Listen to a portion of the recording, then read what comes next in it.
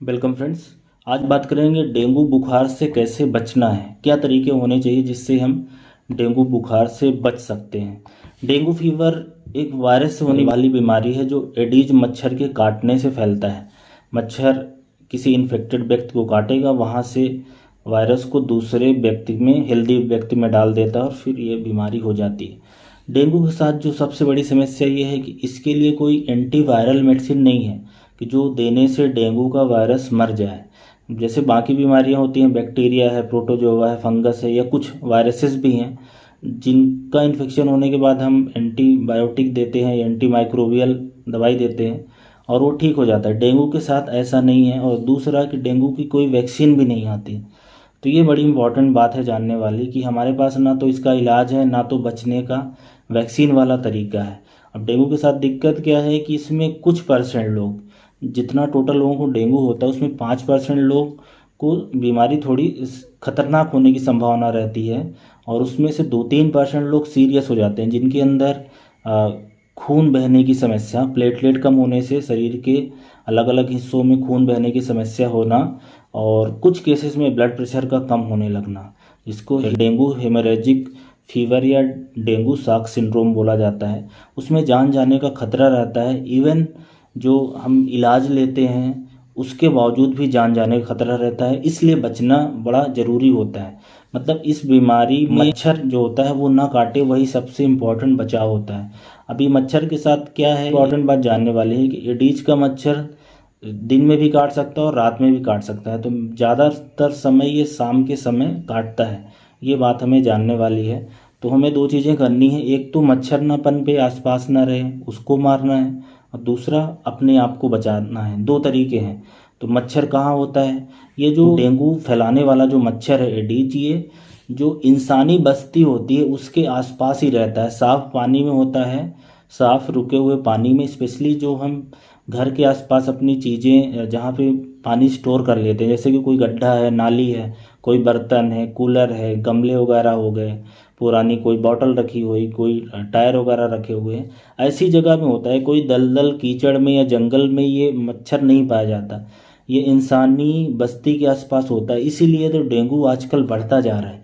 Specially India के जो शहर एरिया है वहाँ पे ज़्यादा होता जा रहा है। तो जितना ज़्यादा डेवलपमेंट होता जा रहा है उतना ही ये डेंगू का बुखार ज़्यादा होता जा रहा है। इसलिए ऐसी जगह को हमें अपने पास नहीं रखना है। जो कूलर का पानी है उसको बदलते रहें, साफ़ करते रहें, आसपास जो गड्ढे नालियाँ हैं उसको भर दें, जो टायर ट्यूब ऐसे ही पड़े हैं उनका पानी हटा दें, या आपके यहाँ अगर कोई ऐसा बर्तन है जिसमें ऐसा लगता है कि इसमें पानी भर सकता है उसको ढक के रखें या बार बार उसको चेंज करते रहें।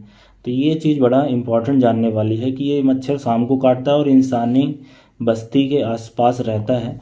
इसके अलावा इस मच्छर में अगर इसको मारना हुआ, आसपास मान लो कि कहीं ऐसी जगह है जहाँ पे पानी इकट्ठा ही होता है, तो वहाँ या तो मिट्टी का तेल या तो पेट्रोल डाल सकते हैं। पेट्रोल और मिट्टी के तेल से ये जो मच्छर है वो मर जाता है और उसके जो लार्वा वगैरह होते हैं, जो अंडे देता है, वो भी मर जाता है।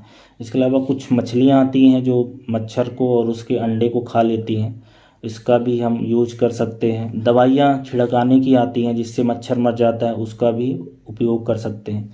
तो ये मच्छर मारने और भगाने की टेक्निक हुई। अब खुद को मच्छर के काटने से कैसे बचाना है, तो इसमें घर के जो खिड़की दरवाजे हैं उसमें आप जाली लगवाएं। जो छोटे बच्चे हैं या खुद भी, क्योंकि ये ह्यूमिडिटी के मौसम में ज़्यादातर डेंगू होता है, जुलाई से अक्टूबर के महीने में, तो ज़्यादातर लोग हाफ टी शर्ट और हाफ निकर वगैरह पहनते हैं। तो हमेशा इस बात का ध्यान रखें कि फुल बाँह का कपड़े पहने, और जो मॉस्किटो रिपेलेंट आते हैं जैसे कि बहुत सारी स्प्रे है, क्रीम आती है लगाने के लिए, शरीर में लगा सकते हैं, कपड़े में लगा सकते हैं, अगरबत्तियाँ आती हैं, कॉइल्स आती है, मॉस्किटो के लिक्विड्स आते हैं, उसका यूज करा जा सकता है कि हम इस मच्छर को भगाएं। तो इस बात का ज़रूर ध्यान रखें कि जो बच्चे होते हैं उनको स्पेशली जब वो शाम को घर से बाहर खेलने को निकलते हैं उस समय ही ज़्यादातर ये मच्छर काटता है, क्योंकि ज़्यादातर बच्चे, गर्मी का मौसम रहता है, ह्यूमिडिटी का, तो कपड़े कम पहनते हैं और ये मच्छर शाम के वक्त ज़्यादा एक्टिव होता है और उसी समय ये काट लेता है। अब इसमें एक चीज़ और जानने वाली है कि इसमें से जो बीमारी है डेंगू फीवर की, वो कौन व्यक्ति सीरियस हो जाएगा नहीं हो जाएगा ऐसा कुछ नहीं कहा जा सकता है कि कोई कमज़ोर है तभी उसको ये बीमारी लगेगी। जो 1-2% लोग सीरियस होते हैं वो हेल्दी लोग भी हो सकते हैं। इसलिए बीमारी ज़्यादातर जो सीरियस होती है वो छोटे बच्चों में ही देखा गई है।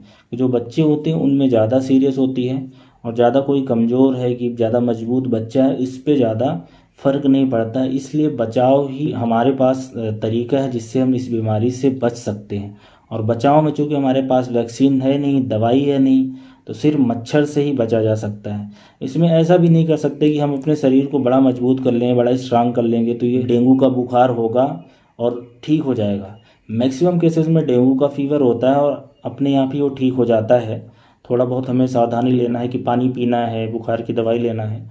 लेकिन 1-2% केसेस में सीरियस होती है बीमारी, उसमें फिर जान जाने का भी खतरा रहता है, जिसमें प्लेटलेट का कम हो जाना, ब्लड प्रेशर का कम हो जाना, शरीर में पानी भर जाना, चक्कर वगैरह आना, मानसिक प्रॉब्लम हो जाना, इलेक्ट्रोलाइट का इम्बैलेंस होना, सोडियम पोटेशियम का, वो सब शामिल है। तो ये कुछ तरीके मैंने बताए हैं जिससे इस बीमारी से बचा जा सकता है। ये इंडिया में बड़ी कॉमन है, स्पेशली शहरों में। जितने वर्ल्ड में टोटल केसेस हो रहे हैं उसमें ज़्यादातर अब इंडिया से आ रहे हैं, और पिछले 10 सालों में ये बीमारी बढ़ती ही बढ़ती जा रही है। तो ये कुछ तरीके हैं, इनको आप लोग अपनाएंगे और इस डेंगू फीवर से बचेंगे, ऐसी मैं उम्मीद करता हूँ।